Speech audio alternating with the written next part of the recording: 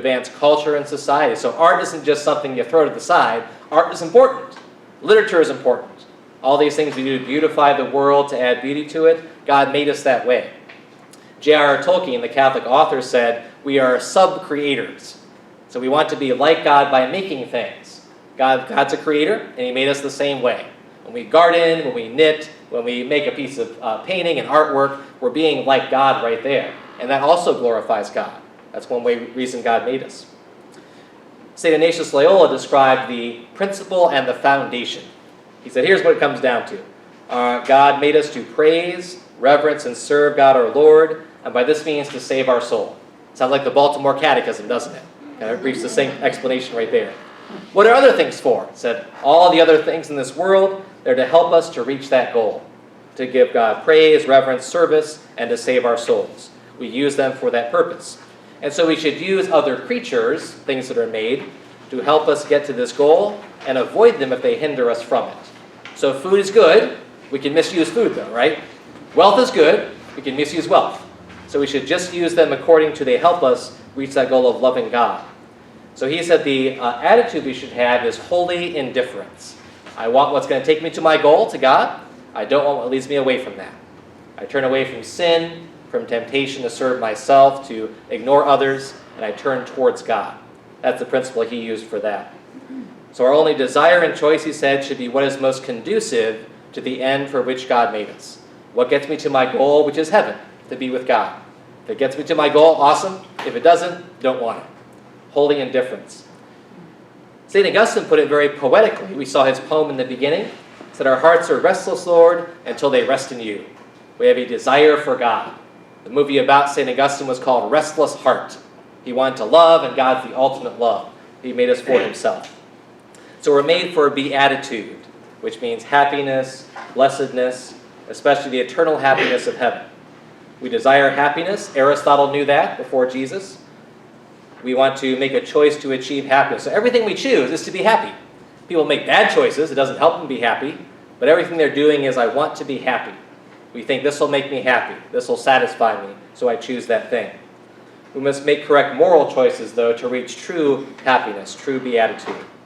Because the ultimate goal is what the saints call the beatific vision. So I'm in God's presence. They use terms of sight to describe it, that I can behold God with me. I'm there in God's very presence. That's the ultimate joy and happiness, to be with God who loves me so much. And so when Jesus said, how do we reach our goal? He called those things the beatitudes, things that make you blessed, things that make you happy. They're often the opposite of what the world says, to be poor in spirit, to be merciful, to be sorrowful over sin. But those things help my heart to turn towards God and to love him more. And last of all, speaking about our origin there, we can talk about providence. So this is the protection of God, the governance of God, him guiding his creation to reach that ultimate goal, to be perfected. So God, of course, he is the sovereign master in achieving his plan, but he makes use of us. His creatures, he says, you help me do this. He wants to give us something to do, because it brings him greater glory and honor for being as freely to say, I want to help you with that, whether it's the angels, whether it's us. So you see in Scripture, God, he comes himself sometimes, right? Of course, in Jesus, he shows up himself on the scene, but he sends angels many times. Well, why? Can't God do it himself? Well, of course he can. But it's more glorious to say, want to help me with this? Why don't you go talk to Mary? Send Angel Gabriel. Or say, Michael, you go help the Israelites. You can do it. So they cooperate with God's plan. It brings greater glory, and they have the joy of serving God then and helping us too. And God has given us dominion over the earth, not to destroy it, but like St. Ignatius said, to perfect the world and to lead everything to God. That all things, even the creatures, the animals, give praise and glory to God. There's beautiful stories of the saints who had pets, had animal helpers that gave praise to God. The one mule of St. Martin de Porres would take a cart around the town collecting food for the poor. If no one gave him something, he would bray and make a noise, so they gave him some food to take to the poor. So a wonderful animal helping to praise God right there. Now the problem of evil then comes up. We're like, okay, if God is all good, and God is all powerful, and made us to love him, why is there evil in the world? Couldn't he have figured this out? Why did he allow this? Well, St. Augustine thought about this very problem in his long, long book called The City of God. He said, God is able to bring good even out of evil, so nothing can disrupt his plan. like he said, evil is a lack of goodness, so it's less than nothing. So it's just like we would say if I'm walking in my car and a fly comes in my path, I wouldn't run away and say my day is ruined. I just brush the fly aside. That evil is even less a problem for God. Just brushes it aside. God himself also endured evil in the person of Jesus. He's showing us, look guys, it's not a huge deal. I'll be the first one to take the hit for you. So he comes down as one of us and endures the ultimate evil, being murdered unjustly by his own people, right?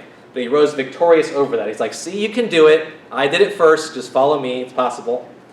Now, of course, we can't know all the details of why did God allow this thing to happen, allow that thing to happen. But we know, as St. Paul says, in everything, God works for the good of those who love him. So we know God's all good and all loving. He's shown us his love in Jesus, so we can trust he's guiding us to a greater purpose. Doesn't mean evil is easy to explain away or suffering doesn't hurt, but we trust God has an ultimate plan for these things. He is bringing better things to happen. Okay, so there's a lot of ground we covered right there. Any questions about some of those elements right there? Just that Larry and I have always wondered what poor in spirit means. What's it mean to be poor in spirit? Yeah. So poverty of spirit is, again, we can be materially poor, have no possession, and still be a bad person, right? You can be resentful, hateful. Just having nothing doesn't mean you're good. But to be of that poverty of spirit, not to desire things. It's like saying Ignatius Loyola said, to be indifferent to things that won't take me to God. So I might have wealth like St. Louis of France, but I use it to help others. I use it for works of mercy. I could hoard my wealth and just take it for myself, or I could use it for a good purpose. That's being poor in spirit, not being caught up in things that take me away from God. Good question. Other questions about this? Richard Rohr had an interesting point this week in one of his meditations that, many people do question suffering and pain in their lives. And if you think about it, Jesus himself took on suffering and pain. So he has a sense of what that means. And so we as humans need to take our suffering and pain and place them in God's hands. That he's got our back. Yeah. I had a student write to me this week. He was sharing something about one of the former schools that we were there taking the school down. One beautiful school, but it folded up. And he said, I wish we would be old and get younger.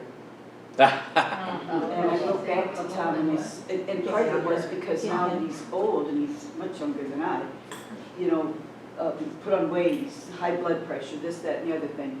And I said, I can see where you're coming from, but part of it is accepting where you are now in that pain or suffering.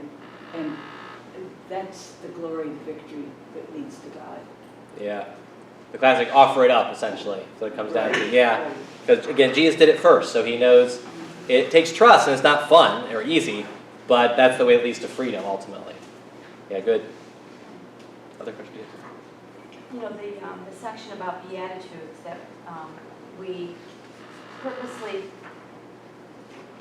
choose happiness, that we seek out happiness, that our choices are for happiness. And I think of the saints who purposely chose, severe discomfort, or like John the Baptist, hair, shirt, and locust. Oh yeah. Doesn't, and you automatically compare you to yourself, like, I don't think I would choose that. Purposely. And there's so many saints that do that. And you have to ask, where is their happiness? Is it so above human understanding that they are gifted with that? It does seem the saints, even though they chose things that didn't seem to be happy, they kind of led to misery, they saw the long game. They're saying, I'm going to offer up this suffering for so-and-so, So they saw, like, this helps me get to heaven, I help other people by this. Or victim souls are a good example of that. Those who suffered their whole lives, like St. Gemma Galgani, who was bedridden for, 40 years or more? She was bedridden. But she saw, this is my offering for the sins of others. I'm going to suffer on their behalf. The saints had this understanding that, like, these miserable things, I want to take them on. I'm going to take up their cross as well so I can help them. So it's really, it's a deep level of love God, where they're just like, I'm going to be all in and with Christ on the cross. That's pretty deep stuff. So that's their happiness then. Yeah, they find joy in that. Now it's physically painful, but they know, like, it's for a greater purpose, so I can do it, Lord. So again, we hope we can get there, but it's difficult. Yeah. But is it the same if you take it on yourself? I mean, Yeah, it's like we don't want to cause ourselves needless suffering. So it's like, I'm going to go like insult someone so they'll punch me in the face. That's not good. You know? I shouldn't do that. But if it's like, well, I can see this will help someone and I can bear it, then that's one way of showing love. You know, thing with kids, you know, we help them all the time. We're like, I don't want to help you, kid, but you need the help, so I'm going to help you. You know, because I love you. So we do that for kids all the time, right? You might think like, I don't really want to do this, but I will do this. Yeah, it makes sense now. That one made sense. Yeah, they have this such a love for God and neighbor, they'll do anything for that person. You know, that's where the saints are so inspiring, because they saw beatitude, it was in their grasp, and they could go through anything to get there.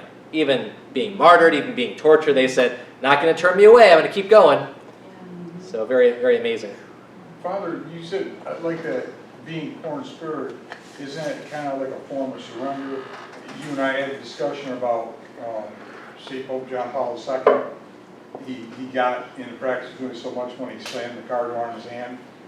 Yeah, his first words when St. John Paul II had his hand slammed in a car door, he said, "Thank you, God, for loving me this way." First words out of his mouth. So everything was able to be offered up for a greater honor and glory, instead of some choice words he could have said, you know? So yeah, it's that kind of mindset where I'm so focused on love of God and neighbor, I can endure all things, I turn him towards that purpose. So pretty astounding stuff. Yeah. I think St. Teresa of Lisieux was like that in a lot of like little ways. You know, reading like the story of the soul and how if she was putting her habit on, if the hairpin got into her scalp, she would just leave it there and offer up that pain because it just made her think of the suffering of Christ and would just offer that for her. And St. Therese was good because she said, I can't do those tough penances. She tried the hair shirts and the fasting. She couldn't do it. She said, instead I'll offer my little annoyances every day to God. So that little way is very effective, I think, for all of us, that when someone says something mean, just like, kind of brush it aside. Or again, something, my food falls on the floor, say, okay, Lord, just go with it, you know. So she's those little annoyances, I offer those to God.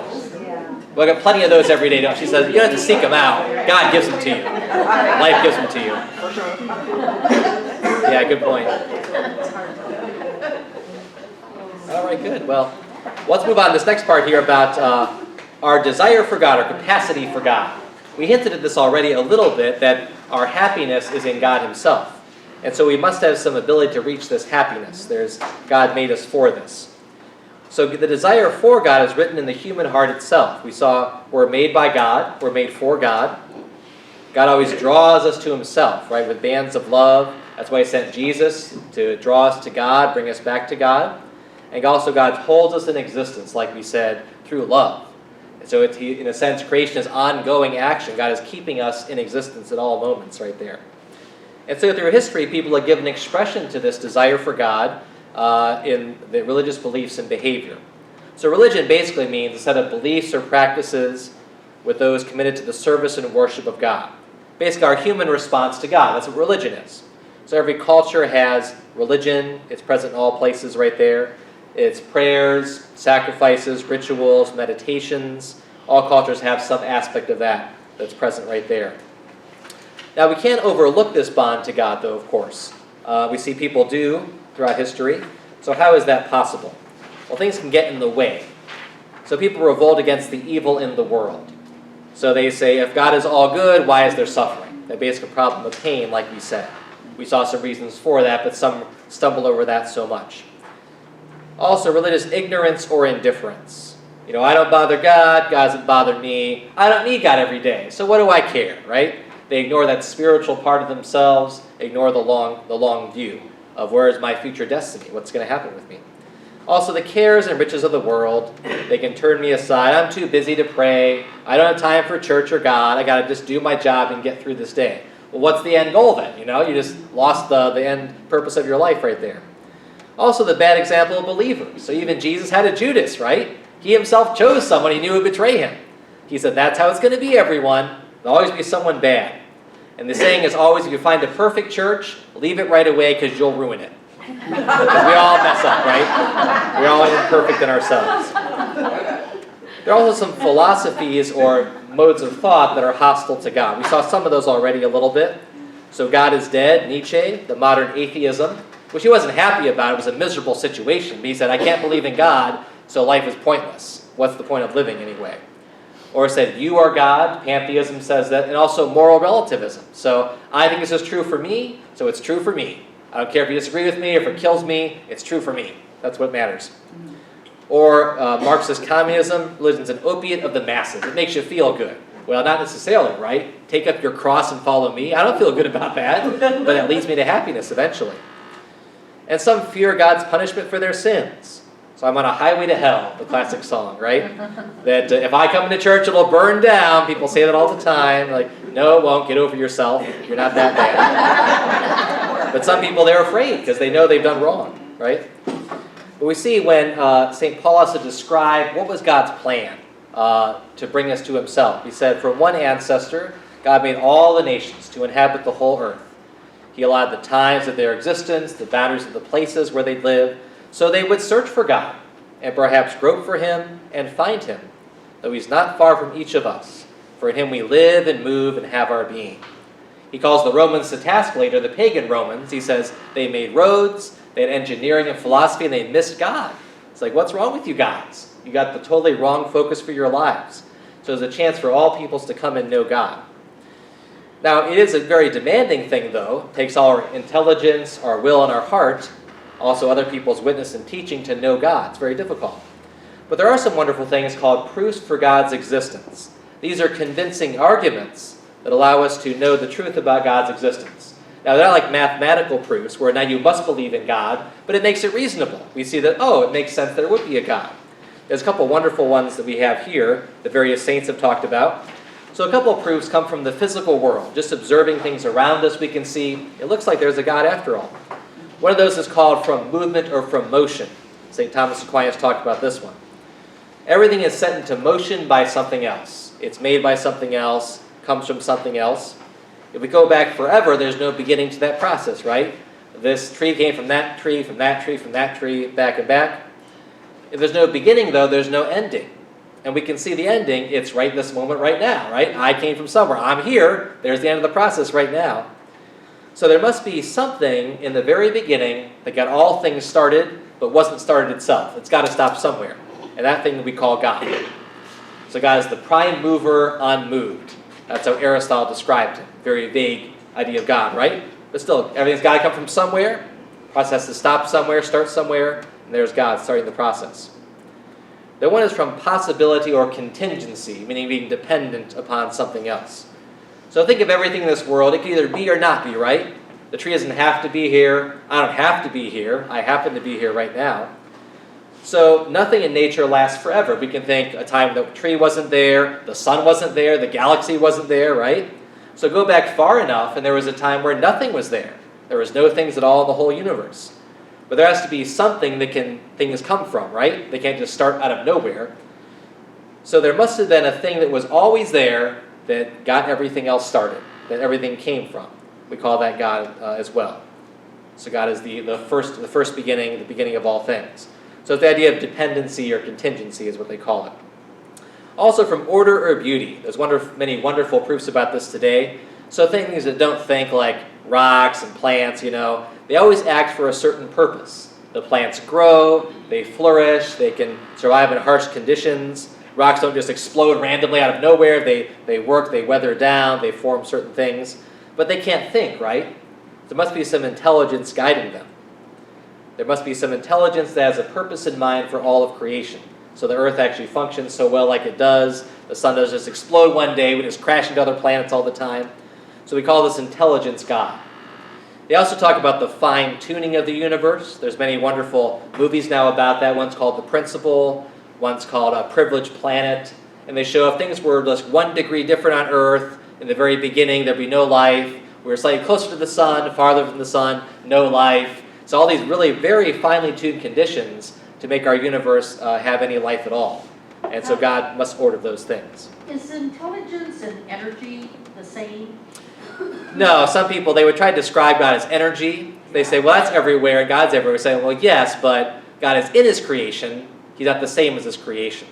So energy, God made energy. He's not the same thing as it, though.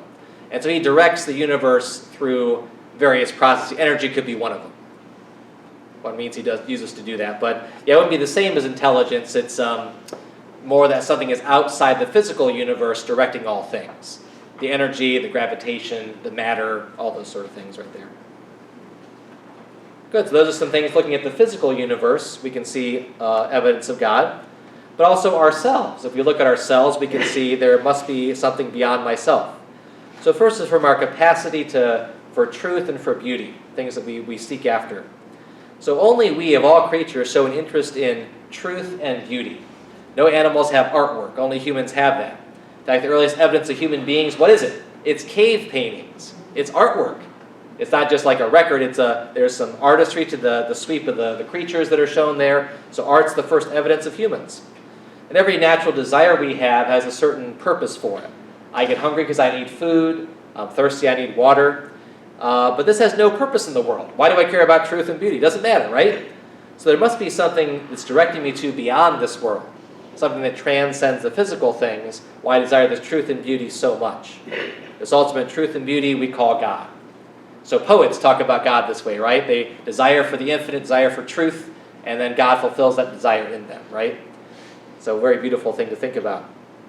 C.S. Lewis had a wonderful argument in Mere Christianity. That's our first part of the supplement that I had for you today. He says, look at human beings. He said, we all think we ought to do certain things, but we don't actually do those things. But every culture, they're like, I shouldn't steal, but I might steal. I shouldn't kill, but I might kill. And so why do we all think we have to obey this law, which we didn't make up, which isn't always good for us? We don't want to not steal all the time, but we know we should behave this way. He said, it's like there's some sort of lawgiver that gave us this law that we didn't make up, but received from somewhere else. And so God is that lawgiver. He describes it that way. So he has a beautiful reflection about that in this couple of chapters of Mere Christianity here. Just saying that there's this law, which is a very well-defined thing. I should do these things, I shouldn't do these things. I didn't make it up myself, though. We all know we shouldn't do this or we should do this. Sin can darken that understanding in us, but pretty much all cultures know you don't steal, don't commit adultery, don't kill. It's pretty universal because God has given us this sense of right and wrong in our very selves. Really interesting. We hinted at this a little bit there, that we always long for the infinite and for happiness. We talked about beatitude. So we're never satisfied, are we? We always want more. That was a good trip, I want another trip. That was a good sandwich, I want another sandwich. I just want more. But nothing is infinite in this world. Why would I think it would ever be infinite? Everything ends, nothing lasts forever, but I want it to. Well, there must be, again, something beyond our experience that is infinite, that fulfills this desire I have for infinite and for happiness. Of course, God is that source of our longing. So all these proofs for God's existence, they show, again, the universe and human beings. We don't explain ourselves. There's something missing in the equation. Where did we come from? Where are we going? We have to look at those. They show it's reasonable to believe in God. They don't force you to believe, but it makes sense. And they prepare a person for faith then. They're not faith themselves. They get us ready, though, to receive that faith. So let's pause for a minute here and talk among yourselves here. What signs of God's existence have been most meaningful for you? The ones we talked about now, or things you've seen in your life, things people have shared with you. Let's pause about 10 minutes. And what are those signs of God's existence that you found especially meaningful and really awesome in your life? We'll take time for that.